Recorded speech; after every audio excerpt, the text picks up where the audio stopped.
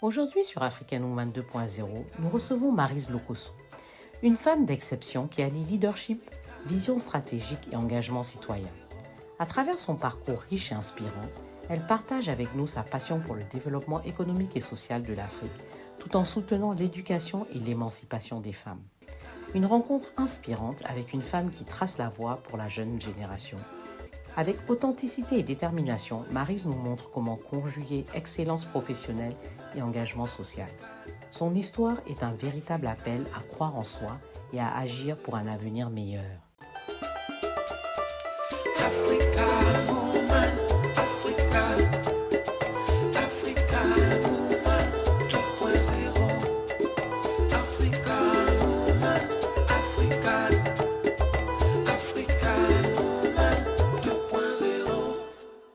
Maryse Lokosso est une dirigeante accomplie, titulaire d'un Master 2 en banque, finance et assurance, ainsi que d'un Executive MBA obtenu à HEC Paris.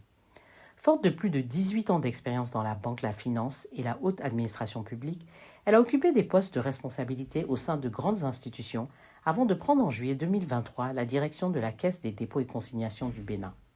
Tout au long de sa carrière, Maryse a su relever des défis complexes avec pragmatisme et vision stratégique, guidant des équipes et pilotant des projets d'envergure au service du développement économique et social.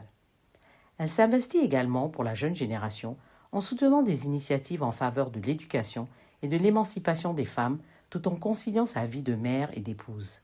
Son leadership inspire et ouvre la voie à ceux qui aspirent à conjuguer excellence professionnelle et engagement citoyen. Maryse, bonjour. Bonjour Aïssata. C'est un plaisir de t'avoir sur le plateau d'African Woman avec nous aujourd'hui. Le plaisir est partagé. C'est moi qui te remercie. Merci, merci. Et bienvenue à Abidjan, ou bienvenue à la maison, oui, je devrais dire, puisque tu es née, grandie en Côte d'Ivoire, tu es béninoise d'origine. Qu'est-ce qui t'emmène chez nous aujourd'hui? Alors merci beaucoup encore une fois Aïssata, merci de m'accueillir sur ton plateau ici aujourd'hui. Oui, en effet, je suis née en Côte d'Ivoire, j'y ai grandi. J'ai quitté la Côte d'Ivoire à l'âge de 17 ans. Donc je suis née par contre de parents d'origine béninoise qui sont venus faire leurs études ici, qui se sont rencontrés, qui se sont établis ici. Je suis d'une fratrie de 3, donc un petit frère et une petite sœur. Je suis l'aînée. Nous avions notre maison à la Riviera 3 à Sidessi, où j'ai grandi. Donc j'ai fait toute mon école primaire à Jean Mermoz. Et puis tout mon collège et une bonne partie de mon lycée au lycée Sainte-Marie, ici. Tu es une vraie Ivoirienne. En fait. Voilà, en quelque sorte, de souche, en quelque sorte. Donc j'ai quitté la Côte d'Ivoire pour le Bénin à l'âge de 17 ans parce que mon père a décidé de retourner au Bénin. C'était l'époque où les grands travaux démarraient au Bénin. Mon père est ingénieur de formation. Et donc on est resté quelques années et puis au bout d'un moment il a estimé qu'il fallait que la famille suive. Et donc je suis partie en classe de première au Bénin, mais je n'ai fait qu'une année scolaire. Et mes parents ont décidé de m'envoyer en France pour poursuivre. Donc voilà un petit peu ramasser mon histoire avec la Côte d'Ivoire. Très bien. Alors, et là tu es de retour pour une conférence. Exactement. Mais raconte-nous ton parcours. Quand je dis ton parcours, je veux dire quand tu as fini, tu es reparti au Bénin, tu as fini ton cursus scolaire et tu es parti en France. À partir de là, qu'est-ce qui te ramène à Maryse d'aujourd'hui? Alors, ce qui me ramène à Maryse d'aujourd'hui, c'est beaucoup de choses. Donc, je suis partie en France, j'ai fait toutes mes études universitaires dans la banque et dans la finance. Donc, j'ai un parcours exclusivement bancaire et financier. Je ne saurais pas t'expliquer, mais j'ai toujours voulu faire de la banque. Ah, ok. Donc, c'était dans ma tête, c'était très clair. Voilà. Très jeune, c'est ce que tu voulais faire. Très jeune, j'ai toujours voulu faire de la banque parce que j'ai estimé que la banque était un milieu où tu pouvais toucher à plusieurs métiers. Dans une carrière en fait. Et c'est effectivement ce qui m'est arrivé. J'ai eu l'opportunité de toucher à plusieurs métiers dans ma carrière. Donc je fais mes études en banque finance en France et puis je te passe le détail des études et puis je commence à travailler donc, chez BNP Paribas, donc anciennement Banque Fortis. Pendant 3 ans. Ensuite, je bascule vers les systèmes d'information. Pendant 2 années, je reviens ensuite à la Société Générale. Donc, j'ai eu une carrière où j'ai navigué au sein de grands groupes. bancaire français. Gros groupe, hein? Grand groupe, tout à fait. Entre-temps, je rencontre mon mari pendant mes études, qui est également béninois. Donc, nous nous installons ensemble. Nous avons 2 garçons. Et tout ça en France? Tout ça en France, toujours, à l'époque. Et puis, en 2017, mon mari a une opportunité de rentrer au Bénin. Depuis quelques années déjà, on se posait la question. Et on avait des discussions assez franches là-dessus, en se disant on aimerait bien effectivement, si une opportunité se présentait pour l'un ou pour l'autre, nous pourrions la saisir et rentrer. Rentrer parce que je pense qu'à un moment donné, certainement pour tous les expatriés, pour tous les diasporeux plutôt, la question du sens se pose. Et je pense que tous les deux, nous avions des positions confortables, mais qu'on se posait la question de cette quête de sens-là, parce que nous sommes dans des sociétés occidentales où tout est déjà bien établi, bien structuré, et puis vous vous rendez compte que chez vous, il y a encore beaucoup à faire. Et donc mon mari a eu cette opportunité en 2017 d'avoir un poste au Bénin, donc c'était l'arrivée, la prise de fonction du président Patrice Talon qui recherchait donc des expertises et des compétences béninoises pour l'accompagner dans son mandat. Et donc, c'est comme ça qu'on a décidé qu'il parte, que je reste un peu avec les enfants, qu'il démarre, qu'on voit comment les choses se passent et qu'ensuite la famille suive. Donc, au bout de 6 mois, donc en 2017, la décision a été prise de le rejoindre. Donc, 22 juillet 2017, c'était la date anniversaire de mon mari. Tu arrives à Cotonou. On débarque à Cotonou. On débarque, bon pour moi quand même, un peu dans l'inconnu. Parce que je te disais que j'ai passé une année scolaire en réalité au Bénin. Mais je me sentais, j'y allais régulièrement. Et puis je me sentais profondément béninoise. Parce que mes parents nous ont toujours inculqué cette culture béninoise. Ici, nous avons vécu dans une communauté béninoise. Nous allions régulièrement au Bénin, comme tu l'as dit. Et mes parents se sont installés au Bénin. Donc, tout de suite, j'ai quand même reconnecté très rapidement avec mon pays, avec ma culture. Oui. Le fait que tes parents aussi étaient là-bas, exactement. Ça a aidé. Et puis j'imagine que tu avais des amis. Oui, mais peut-être quelque chose d'important. Mes parents, mon père est décédé en 2015. Mon père est décédé en 2015, donc effectivement, ma mère était... pour rentrer. Voilà, c'était une raison pour rentrer. Passer du temps avec ma mère, mon mari également avait vraiment ce besoin de passer du temps et surtout les enfants. Nous avions une forte volonté de faire en sorte que les enfants puissent connaître leur culture béninoise. Ils sont nés en France et il était important pour nous qu'ils puissent, qu'on puisse leur inculquer cette culture béninoise, oui, que nous vivions en France, mais qu'ils soient pleinement plongés dans ce bain africain. Donc aujourd'hui, finalement, ils ont vécu plus au Bénin qu'en France, ce qu'on n'aurait pas imaginé au départ. Parce qu'en venant, on se dit, bon, on ne sait pas comment les choses vont se passer. Bien sûr. Et puis finalement, si c'était à refaire, on le referait 1000 fois. Bien sûr. Mais tu as touché sur un point important, parce que celui de la diaspora qui cherche à rentrer et souvent se pose énormément de questions. Tout à fait. Parce qu'il y a des craintes, bien sûr. Tu sais, l'Afrique, c'est vrai, c'est super, on veut retourner vers ses racines, on veut...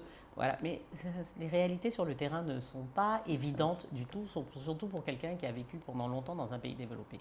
On connaît tous les défis qui sont liés à vivre en Afrique. Tout à fait. Et donc, est-ce que c'est quelque chose que tu as senti quand tu es rentré?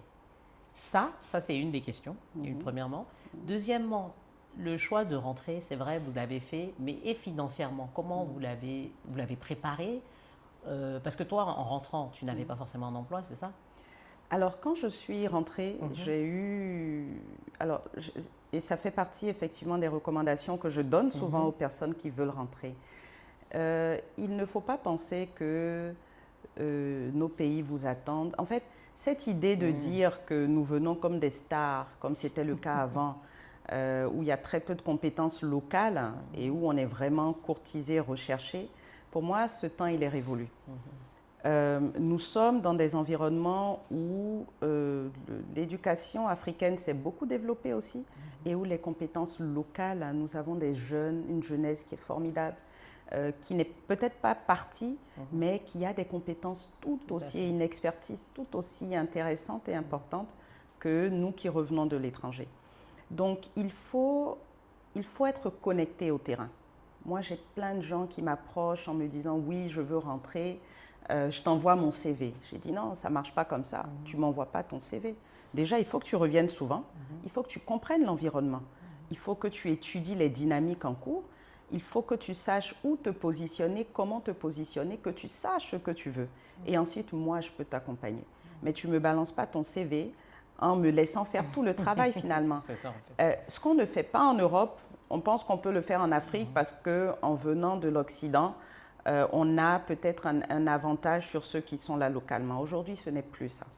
Donc, c'est très important d'être présent, de venir, de rentrer souvent, de reconnecter, de rester connecté avec l'environnement, y compris professionnel, de venir, de rencontrer des gens dans son secteur d'activité, de comprendre les dynamiques, d'identifier les opportunités de poste également, de se positionner et ensuite des gens comme moi peuvent pousser à partir du moment où vous avez le bon CV et la bonne expertise parce que ça compte aussi beaucoup.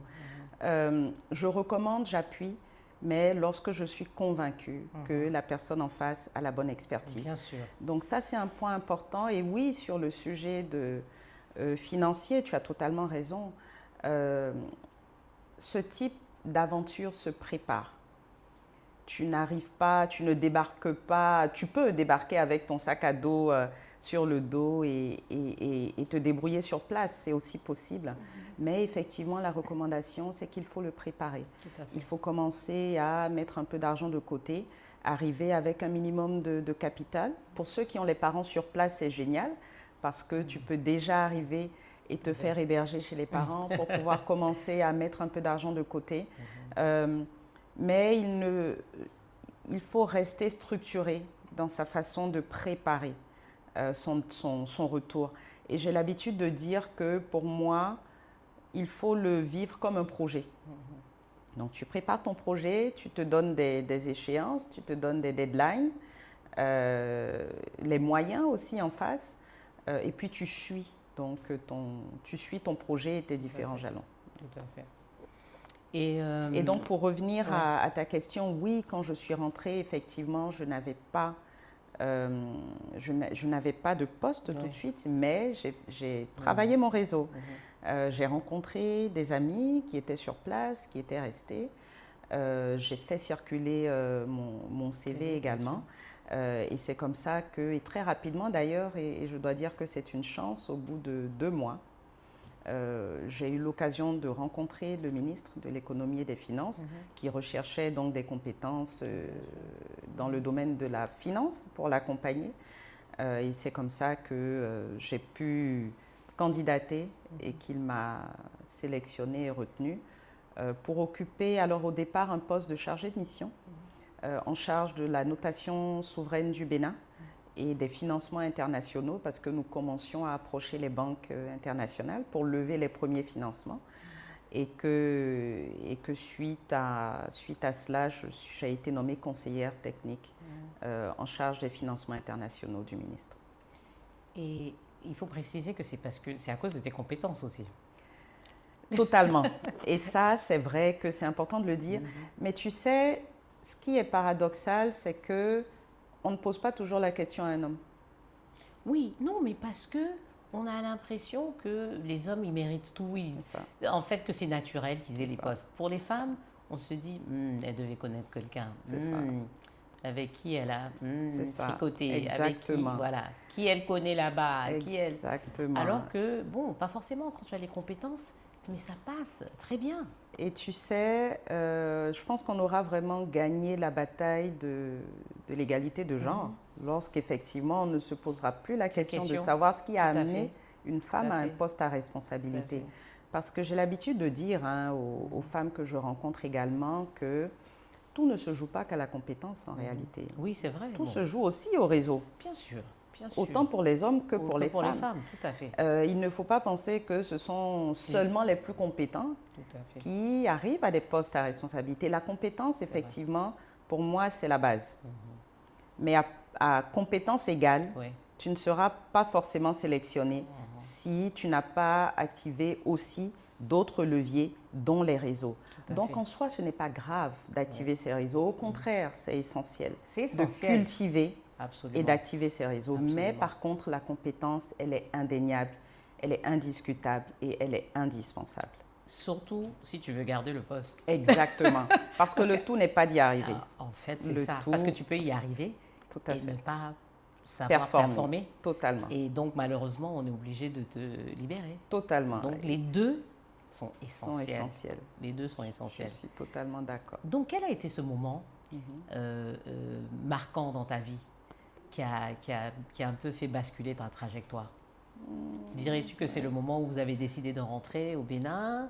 Ou après, j'imagine qu'il y a eu d'autres moments aussi dans ta carrière. Tout à fait. Alors, oui, le point de bascule principal a été la décision du retour. Mais je pense que l'autre moment que j'aimerais partager, c'est l'acceptation de mon poste en tant que directrice de cabinet du président de la Banque Ouest-Africaine de Développement, le président Ekwe, qui m'a fait l'honneur de me proposer le poste de directrice de cabinet lorsqu'il a pris fonction donc, en tant que président.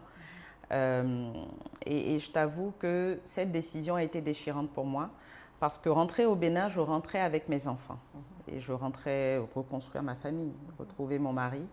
Mais partir pour la BOAD, je suis partie seule. Donc la BOAD, le siège de la BOAD est à Lomé. Nous avons pris la décision avec mon mari de ne pas déplacer les enfants, puisqu'ils étaient déjà dans un cadre sécurisé. Donc j'ai dû partir seule. Et je dois avouer que ça, pour une mère en plus, ça a été une décision déchirante pour moi. Tu vois, j'en parle, j'ai encore la chair de poule. Parce que c'est difficile pour une mère de quitter ses enfants. Donc je t'avoue qu'au départ, lorsque le président m'a proposé le poste, je me suis dit non, je ne peux pas. Me lever le matin, ne plus voir mes enfants, rentrer à la maison le soir, ne pas voir mes enfants, ne pas suivre les devoirs, comment ils ont passé la journée. C'est 3 heures. Quand tu ne conduis pas trop vite, voilà. Mais dans la semaine, tu n'es pas là. Oui, c'est vrai. Dans la semaine, tu n'es pas là. Et c'est cette période même, en fait, qui est la plus importante. Exactement. Mais 3 choses m'ont guidée. La première chose, c'est que mon mari m'a dit, et en cela, il faut, et je dis constamment à mes sœurs que je rencontre, qu'un mari, c'est avant tout un partenaire de vie. Tout à fait. Vous formez une équipe. Et donc, il faut chercher un mari un époux qui va vous encourager, qui va vous booster, qui va vous pousser. Et donc, il m'a dit dès le départ, si tu décides de ne pas partir, je ne veux jamais que tu dises que c'était pour nous. Parce que nous, on va se gérer. On n'a pas besoin que tu sois là au quotidien. Je suis là. Les enfants ne sont plus des bébés. Au contraire, ça va leur apporter une autre expérience de la vie et une autonomie. Donc, si tu ne veux pas prendre le poste pour d'autres raisons, je respecte. Mais je ne veux pas entendre que c'est pour nous que tu n'es pas parti. Donc ça, c'était le premier point. Le deuxième point, c'est qu'à un moment donné de ta carrière, effectivement, tu te dis, ce sont des opportunités que tu n'auras peut-être jamais. Donc, il y a un trade-off à faire, effectivement, pour une femme, entre sa vie de famille et sa carrière professionnelle. Ce sont des choix qui sont difficiles. Mais moi, je me suis dit, je ne veux pas faire de sacrifice, d'autant plus que, et pas pour les enfants, parce qu'à un moment donné, les enfants, ils partent. Et tu vas te retrouver un jour à te dire, je me suis privée de telle ou telle opportunité pour les enfants, ils sont partis à avoir des regrets. Je me suis dit, tu vas gérer. Tu vas gérer et tu vas gérer sans culpabilité, parce que ça, c'est important. Souvent, nous prenons des décisions, mais qu'on exécute avec une certaine culpabilité. Et je ne voulais pas être dans la culpabilité. Je voulais pleinement vivre ma décision, mais en mettant en place une organisation qui me permette quand même de passer du temps avec mes enfants. Et je dois même te dire, en partant, j'ai une amie qui m'a dit, est-ce que tu es sûre de ce que tu fais ? Tu risques de passer à côté de l'éducation de tes enfants. Et je peux te dire que mes enfants n'ont jamais été aussi proches de moi que durant mon séjour à Lomé, parce que tu rentres les week-ends, en fait, tu passes des moments de qualité avec les enfants. Ça, tu n'es plus dans la quantité, tu es dans la qualité. Tu sais que tu as peu de temps à passer avec eux. Donc, tu n'es pas en train de leur hurler dessus. Tu vois, depuis que je suis rentrée, depuis que je suis revenue au Bénin, je trouve que peut-être ces moments-là sont moins de qualité. Parce que je sais que le matin, je vais les voir, le soir, je vais les voir, le week-end, on sera ensemble. Tu fais moins d'efforts. Tu es sur les nerfs. Mais là, quand j'étais à Lomé, on passait de vrais moments de qualité. On faisait beaucoup de choses ensemble. On allait à la messe tous les samedis. On allait au cinéma. On passait de vrais moments. Et donc ça, c'est important que les femmes se disent qu'elles peuvent aussi saisir des opportunités. Je dis quelque chose très souvent. On n'est jamais 100% femme, 100% mère, 100% époux, 100% salarié. Tu ne peux pas être 100% tout. Mais le plus important, c'est de faire ton meilleur effort. Tout à fait. Et de l'assumer. Donc ça a été déterminant pour moi. Mes enfants ont été brillants pendant tout mon passage à Lomé, qui a duré pratiquement 3 ans. J'ai pleinement vécu mon expérience. J'avais un mari qui gérait. Tu avais de l'aide aussi à la maison? J'avais de l'aide à la maison aussi, donc il faut organiser. Alors moi, j'ai une mère qui est très indépendante, très indépendante, très active, qui n'a pas le temps, très active et très indépendante. Voilà. Elle me dit, moi, j'ai fait ma part. Je peux te les garder 2 heures, 2-3 heures. Après, j'ai des choses mais à après, faire. j'ai des choses à faire. Voilà. Donc, elle m'a réglée aussi pour me dire, non, il ne faut pas compter sur moi. Hein, tu as une urgence, ok, mais il faut te gérer, il faut t'organiser. Donc oui, maman a été là, mon mari aussi, les quelques amis, parce que j'avoue que je n'ai pas beaucoup d'amis, mais les personnes très proches de moi ont été là quand le besoin s'est fait ressentir. Et du coup, pour moi, et quelque part, j'ai été fière de moi, parce que je me suis découverte une force et des capacités que je ne me connaissais pas. Je ne pensais jamais pouvoir laisser mes enfants partir. Et le fait d'avoir pu le faire et d'avoir bien pu le faire, ça a été une fierté pour moi. Et en fait, à chaque fois que finalement je relève un nouveau challenge, je me rends compte que je suis capable de beaucoup de choses. Ce syndrome de l'imposteur, nous l'avons toutes, hein, et encore plus en tant que femme. Tout à fait. Et donc, on a l'impression qu'on ne saura pas faire les choses. On a l'impression qu'on n'est pas capable de faire les choses. Et puis, en fait, quand tu te rends compte que tu es capable, au fur et à mesure, tu te rends compte en fait que tu es capable de beaucoup de choses en réalité. C'est ça. Donc, et voilà. c'est important de le découvrir. Et de le découvrir vite quand même, assez vite. Assez parce que vite. sinon, tu perds du temps en fait. Totalement. Voilà. Donc, aujourd'hui, tu as un poste stratégique. Et comment tu es arrivé là? Comment tu dirais que tu es arrivé là? Et comment tu vis ces responsabilités au quotidien? Alors, comment je suis arrivée là? Je dirais que par le travail. Par le travail, parce que toute mon expérience avant mon retour et depuis mon retour m'ont permis de livrer, de délivrer. Donc, en tant que conseiller technique du ministre d'État de l'économie et des finances, nous avons, parce que je tiens quand même à insister sur le fait que tout ça reste un travail d'équipe. Je n'ai pas fait tout ça seule et je l'ai fait sous le leadership de patrons, de boss qui ont été pour moi des mentors, qui ont été extrêmement bienveillants, qui m'ont accompagnée dans mon parcours. Et je parle donc du ministre d'État, M. Romuald Wadani, mais également du président de la BOAD, le président Ekwe, qui m'ont donné ma chance aussi, parce qu'ils n'étaient pas obligés, qui ont cru en moi. Et donc, j'ai pu délivrer, j'ai pu montrer mon expertise, ma compétence, donner les résultats. Et donc, finalement, lorsque ce poste de directrice générale de la Caisse de dépôt et de consignation du Bénin s'est présenté et que nous étions quelques-uns et que ma candidature a été retenue. Alors, je t'avoue qu'au départ, moi-même, j'ai douté. J'ai douté parce que, encore une fois, parce que premier poste de directrice générale, Donc là, pour le coup, tu es numéro 1. On te donne, on te dit prends et gère. Par où tu commences? Qu'est-ce que tu fais? En général, un homme, il prend d'abord et se pose la question comment je vais gérer? La femme, elle doute beaucoup. Elle se dit mais avant. Et elle se dit qu'elle ne peut pas faire. Elle se dit qu'elle ne peut pas faire. Et donc, elle se pose beaucoup de questions dans sa tête. Et c'est pour ça que je te disais que tout à l'heure, avant qu'on ne démarre l'émission, je te disais qu'il est important pour des femmes qui ont des postes à responsabilité quand même de dire aux jeunes filles, aux jeunes femmes que c'est beaucoup de sang, de sueur et de larmes. C'est ce que je t'ai dit. Et de doutes et d'échecs aussi. Et que tout ça fait partie de la construction d'un parcours professionnel. Et ce n'est pas grave de douter. Et ce n'est pas grave d'avoir des échecs parce qu'on en apprend.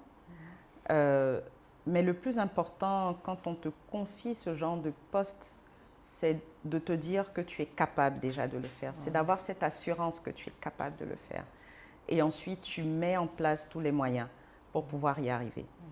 Donc oui, premier poste en tant que directrice générale d'une institution importante, la Caisse de dépôt et de consignation, qui est, je dirais, l'institution systémique au Bénin, compte tenu des volumes de ressources qu'on brasse. Mais je l'ai pris comme un challenge, déjà. Et puis, ce qui est aussi intéressant, c'est que j'ai beaucoup observé dans mes expériences précédentes, aux côtés d'un ministre, aux côtés d'un président d'institution. Tout à fait. Et donc, je me suis beaucoup inspirée de ce que j'ai vu. Mais c'était un mélange, un mixte. J'ai vu des choses, mais j'avais mes propres convictions de quelle directrice générale je voulais être, de quelles valeurs, de quels principes est-ce que je voulais mettre dans ma fonction. Tout à fait. Et donc, j'ai mixé en fait. J'ai pris ce qui était bon dans ce que j'ai vu et que j'avais envie de reproduire et j'y ai rajouté de moi-même, de mon âme, de mon style, de mes convictions pour être finalement la directrice générale que je suis aujourd'hui. Je dis quelque chose aussi souvent, c'est que je souhaite à tout le monde de ne pas se dénaturer. J'ai l'habitude de dire à mes collaborateurs, le jour où je ne serai plus là, je suis convaincue et je vous souhaite d'avoir un directeur ou une directrice générale encore plus techniquement compétent. La technique, c'est important, mais pour moi, en tant que directrice générale, l'humain l'est tout autant. C'est ce que j'allais dire, l'humain. L'humain l'est tout autant. Et les relations humaines que je construis au quotidien avec mes collaborateurs, je pense que c'est ce qui leur restera aussi beaucoup. Et donc, je mets autant d'énergie à gérer la technique qu'à gérer la relation humaine avec mes collaborateurs. Ça ne veut pas dire je suis très dure, très dure, très exigeante. Et je pense d'ailleurs qu'en tant que femme, on a tendance à être encore peut-être plus dure, plus exigeante, parce qu'on sait qu'on est constamment testé. Questionné, testé, un peu défié. Et que donc, à un moment donné, il faut quand même arriver à imposer je dirais un peu son autorité. Et une fois que c'est fait, vous pouvez relâcher. Tout à fait. Mais en tant que femme, je tiens quand même à avoir un management qui soit totalement empreint de ma féminité. Une femme a une sensibilité en tant que mère, une sensibilité particulière que les hommes n'ont pas. Vous avez, et j'en parlais avec une tata qui est directrice générale aussi, il n'y a pas très longtemps, tu as une sensibilité à détecter des états d'âme de tes collaborateurs qui peuvent ne pas être bien, que des hommes n'auront pas.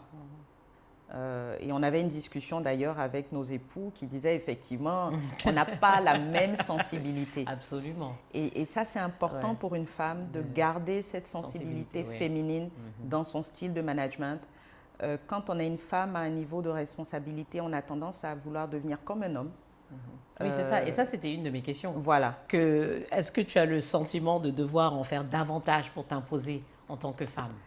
Alors, en faire davantage, oui. Je pense que naturellement. Oui, mais comme tu l'as dit, tu le fais et puis après, une fois que c'est clair, C'est ça. Je pense que ça devient naturel. Ça devient naturel, voilà. Exactement. En fait, tu n'as plus besoin de forcer. Exactement. Une fois que... Mais au départ, quand tu prends un poste, tu as toujours le sentiment de devoir recommencer, reprouver. Tout à fait. Et que tout ce que tu as fait avant, finalement, n'est plus tellement regardé parce que tu es une femme, parce que tu es une femme jeune à un certain niveau de responsabilité, ce qui n'est pas courant.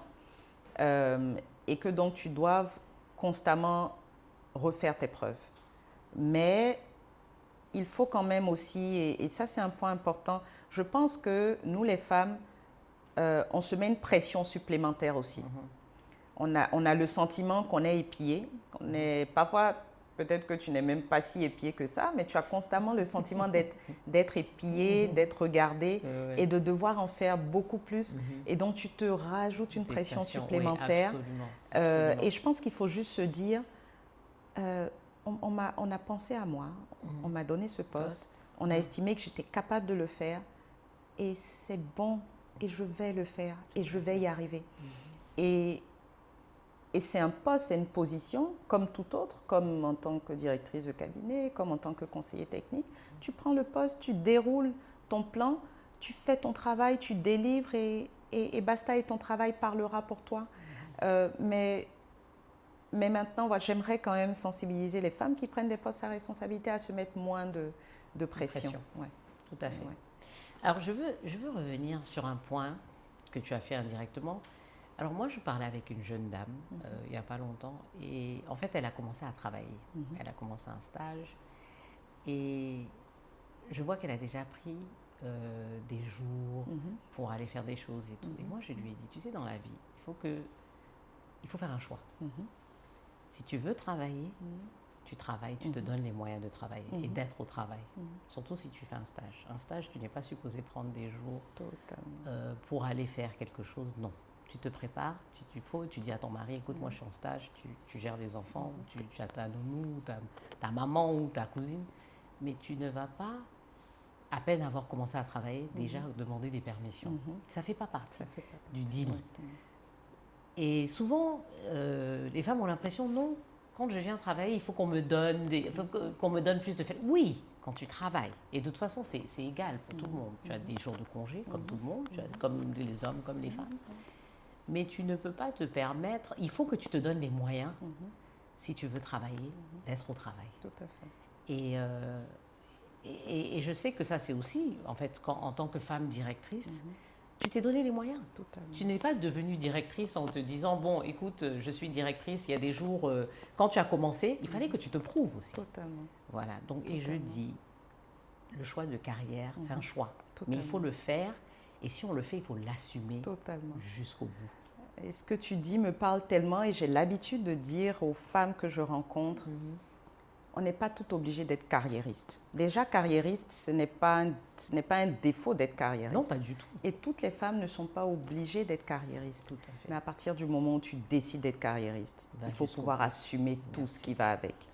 J'ai l'habitude de donner l'exemple de ma sœur. Ma sœur, c'est une mère de 3 enfants.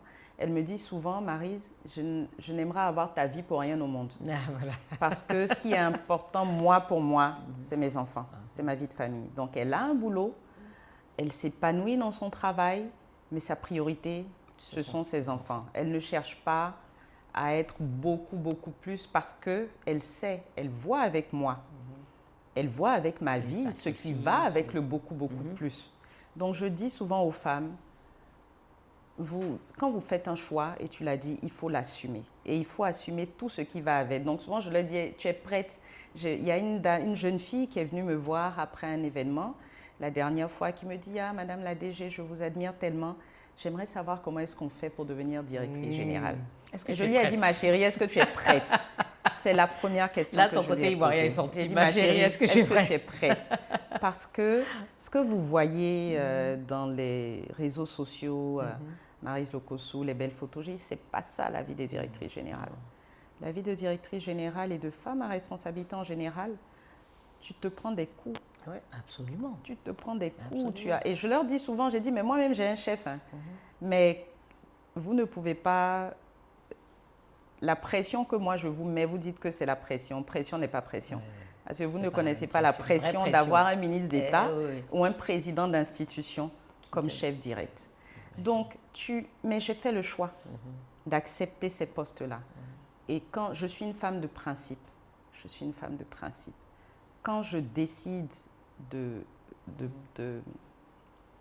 prendre un poste, une responsabilité, je l'assume et je me donne tous les moyens pour l'assumer. Et ça passe par ce que tu dis, c'est que, et il y a une question qui revient souvent, l'équilibre vie privée, vie professionnelle.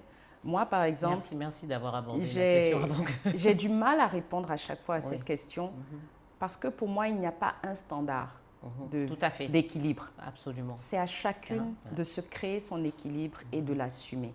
Je te disais tout à l'heure que quand j'étais à Lomé, je passais moins de temps en quantité avec mes enfants, mais par contre, le peu de temps que nous avions, c'était de la qualité. Et j'estime que c'est mon équilibre. Il ne faut pas culpabiliser de passer beaucoup plus de temps au travail qu'à la maison.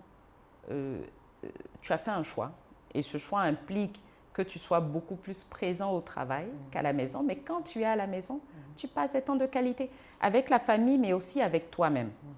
Et ça, moi, je veux vraiment insister dessus. Il est important de se sanctuariser des moments de qualité avec soi-même. Et de se retrouver, d'apprendre à se retrouver, d'apprendre à faire ce silence en soi, d'apprendre à un moment donné aussi à s'arrêter, à se poser des questions. Est-ce que là où je suis en train d'aller, c'est là où j'ai prévu d'aller, c'est là où je veux aller?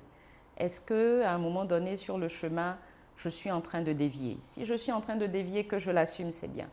Si je suis en train de dévier, que c'est plus en phase avec moi-même, qu'est-ce que je fais pour pouvoir rapidement me réaxer? Et je dis souvent aux jeunes que je rencontre et aux jeunes femmes, je vous souhaite d'avoir de l'impact. Parce que pour moi, une vie, c'est avant tout ce que tu donnes. Et moi, tu sais, je suis très croyante, on parlait de la religion tout à l'heure, et je disais... je demande souvent à Dieu, et c'est fou parce que c'est la parole que j'ai écoutée ce matin, je demande souvent à Dieu de m'indiquer mon chemin de vie. Je veux m'assurer que ma mission de vie, ce pourquoi je suis venue sur Terre, que je suis en train de l'accomplir. Et je suis profondément convaincue, Aïssata, que les postes que Dieu me donne, c'est aussi pour que je puisse partager. Partager dans la relation que j'ai avec mes collègues de travail. Qu'est-ce que je leur apporte au quotidien, comment je les aide à grandir, à s'affirmer, y compris humainement. Tous ces jeunes que je prends en stage, je les reçois régulièrement, j'échange avec eux, je les oriente dans leur carrière. Tous les gens que tu peux aider à travers ta carrière à se positionner, tout ce en quoi tu peux utiliser ton poste pour aider, pour avoir de l'impact sur la vie des gens, déjà à travers la fonction elle-même, parce que les investissements que la Caisse de dépôt fait permettent de créer des emplois. Tout à fait. Ce sont des familles qui vivent de par les projets que nous finançons. C'est de l'emploi que nous créons et beaucoup d'emplois pour les femmes en général, mais aussi tout le à côté. Tout ce en quoi tu peux utiliser ta position pour aider les gens. Et pour moi, ça, c'est essentiel. Donc oui, être carriériste, oui, mais il faut assumer tout ce qui va avec et savoir comment tu utilises ta carrière pour avoir de l'impact sur la vie des gens. Oui, tout à fait. Je pense qu'il y a beaucoup de questions que je n'ai pas eu besoin de poser, que tu as déjà répondu. Ben, je suis désolée alors. Non, mais c'est très bien parce que c'était dans la conversation. Maintenant, pour terminer, conseil essentiel que tu donnerais aux femmes africaines qui nous regardent aujourd'hui? Des femmes qui sont dans le milieu du travail. Oui. Alors, deux choses, comme je l'ai dit tout à l'heure, peut-être trois. La première, c'est gérer votre carrière comme un projet. Une carrière ne se gère pas comme ça, on se lève aujourd'hui, je veux faire ci, on se lève. Il faut avoir un plan tracé. Le plan ne se passera peut-être pas comme vous l'avez envisagé. Le plan sera peut-être réajusté en cours de route, mais il faut quand même avoir un plan. Tout à fait. Ça, c'est important. Très et se donner les moyens. les moyens, c'est la compétence. Parce que, et j'ai l'habitude de dire aux femmes avec qui je travaille, j'ai dit, je serai 2 fois plus dure avec vous qu'avec les hommes. Parce que le monde du travail est impitoyable pour les femmes. Et je suis bien placée pour le savoir. Et donc, j'ai la responsabilité, pendant que je suis là avec vous, de vous inculquer, de vous aider à tenir et à vous préparer. Si vous voulez monter et avoir des postes à responsabilité, j'ai la responsabilité de vous préparer à cela. Mais en même temps, elles sont ravies et je vois comment elles ont changé, comment elles ont évolué. Parce qu'avoir une femme à la tête de l'institution, elles se sont dit c'est possible. C'est possible. C'est possible. Ça leur permet de rêver. C'est ça. Et moi, je les pousse beaucoup parce que c'était des femmes... En fait, on est dans un milieu masculin, donc parfois elles ne le font même pas exprès, mais elles sont très en retrait. Elles sont beaucoup dans l'ombre, limite même, tu leur donnes la parole, elles ne veulent même pas qu'on sache qu'elles sont dans la salle. Et je dis non, je dis vous devez. Vous croyez que moi, ça me fait plaisir tout le temps, quand il y a un événement, DG va aller, DG va aller. J'ai dit non, j'ai dit vous aussi, on doit vous voir. Absolument. Donc parfois, les événements, je n'y vais pas. J'envoie tel, mais DG, je ne parle pas aussi bien. J'ai dit mais ça s'apprend. Absolument. Personne n'est né avec. Ça s'apprend. Donc tu vas aller, tu vas parler, tu vas préparer parce que il faut préparer. Il faut préparer. Tout s'apprend, tout se travaille. Et tu verras que ça va bien se passer. Absolument. Et le fait d'en faire 1 ou 2, même les comités de direction, je leur dis prenez la parole en comité de direction parce que vous êtes dans un environnement sécurisé, vous êtes avec des collègues, vous n'avez pas le sentiment d'être jugé, mais ça vous permet de vous exercer à la prise de parole. Donc quand je donne la parole, quand je dis est-ce que quelqu'un a un sujet à partager, quand je vous oblige à prendre la parole, ce n'est pas pour vous embêter, mais c'est pour que vous puissiez comme ça apprendre dans un environnement sécurisé à prendre la parole. Ce sont des petites choses, ça n'a l'air de rien, mais c'est important. C'est pour mettre en confiance aussi. Exactement. Donc une carrière se gère comme un projet. Et il faut la gérer sérieusement. La deuxième chose, et je l'ai dit tout à l'heure, c'est que je souhaite à tout le monde d'avoir une vie avec de l'impact. Et à toutes ces femmes-là, pour moi, si tu as un poste à responsabilité, mais que tu ne t'en es pas servi, que ton poste à responsabilité n'a pas pu aider d'autres vies, j'estime que pour moi, ce n'est pas utile. Et pour moi, quand Dieu te bénit, c'est pour que tu puisses être une bénédiction pour d'autres. Ça doit ruisseler. Et donc, je souhaite à tout le monde, à toutes ces jeunes femmes-là, d'utiliser les responsabilités qu'elles auront pour impacter, pour partager également. Tu sais, j'ai créé, le ministre Ouadani m'avait demandé à un moment donné de créer un réseau de jeunes béninois et béninoises les plus talentueux à travers le monde, de 40 ans maximum, et de créer ce réseau d'élite-là, dans lequel le gouvernement peut aller piocher lorsqu'il a besoin de recruter pour des postes. Et donc, on a créé ce réseau qui s'appelle le BTP, Bénin Talent Pool, qui regroupe un peu plus d'une centaine de jeunes hommes et de jeunes femmes, les plus talentueux béninois à travers le monde. À un moment donné, tu te dis, parce que donc, je suis la présidente de ce réseau, on se retrouve chaque année à Cotonou, tous les ans, fin juillet.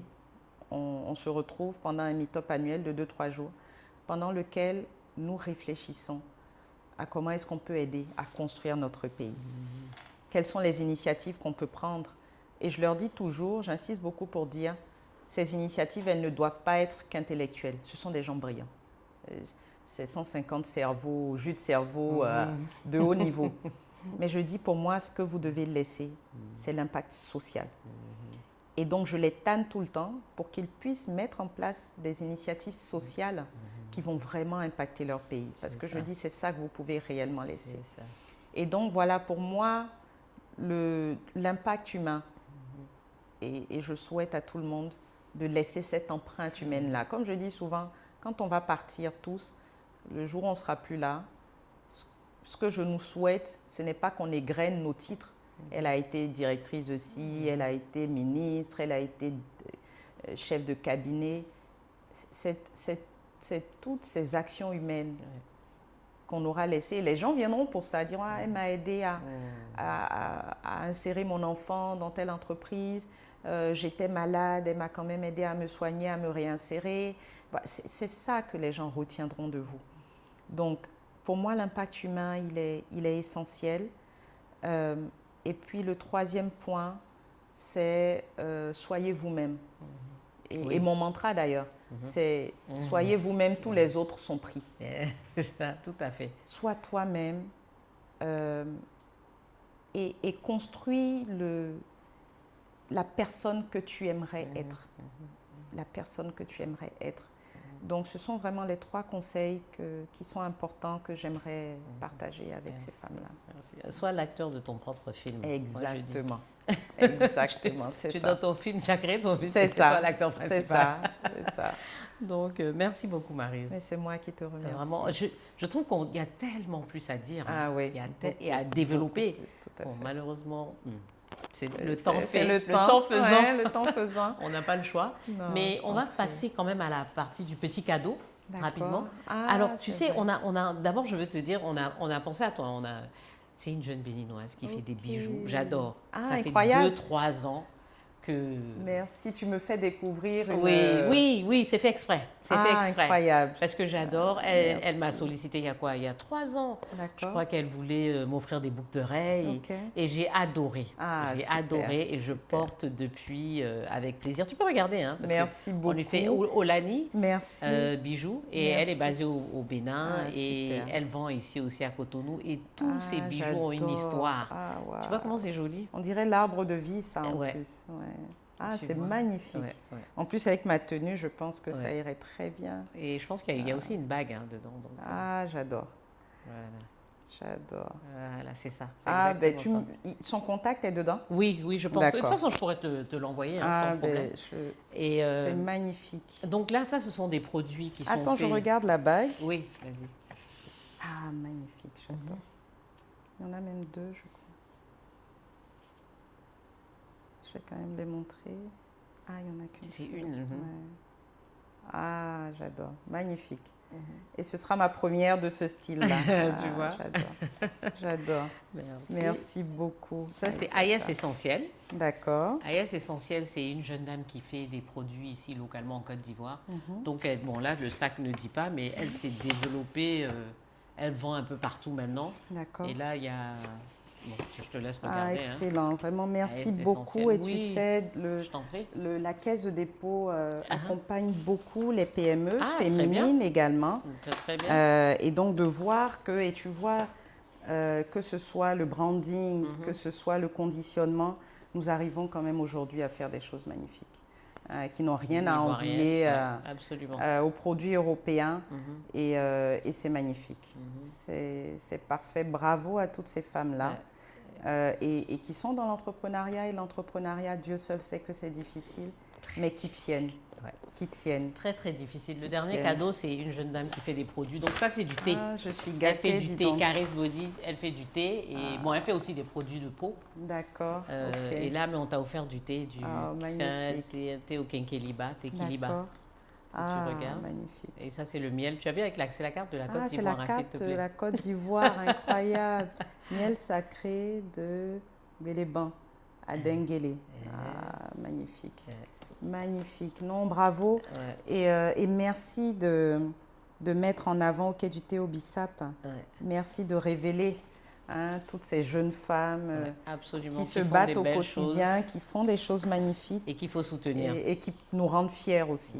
Et merci de me gâter. Je repars les bras chargés à Cotonou. C'est pour que tu reviennes encore. Avec grand plaisir, vraiment. Merci à toi et merci surtout de cette initiative que tu prends de mettre en valeur des femmes, de partager des expériences parce que j'ai l'habitude de dire que je n'aime pas être à la lumière, mais j'ai compris avec les années que avoir ce poste, ses responsabilités, c'est aussi la responsabilité de partager. Tout à fait. Partager son expérience, partager ce qu'on vit et qu'il faudrait que les femmes sachent pour pouvoir s'engager aussi, en espérant qu'il y aura de plus en plus de femmes à des postes à responsabilité et qu'on n'aura plus besoin d'avoir ce genre d'émission forcément pour pouvoir appuyer. Absolument. Parce que ça deviendra une normalité. Tout à fait. Mais merci à toi vraiment merci beaucoup, Maryse. de mettre en valeur la femme africaine et de partager ces valeurs-là avec les gens. Merci. Et merci d'avoir accepté notre invitation. C'est un plaisir. Merci. Un plaisir et un devoir. Merci. Merci à tous et à toutes. À très bientôt pour la prochaine émission d'African Woman 2.0. Et avant de nous quitter, n'oubliez pas de vous abonner à la chaîne YouTube de Afrique Femme. Merci et à très bientôt. Africa.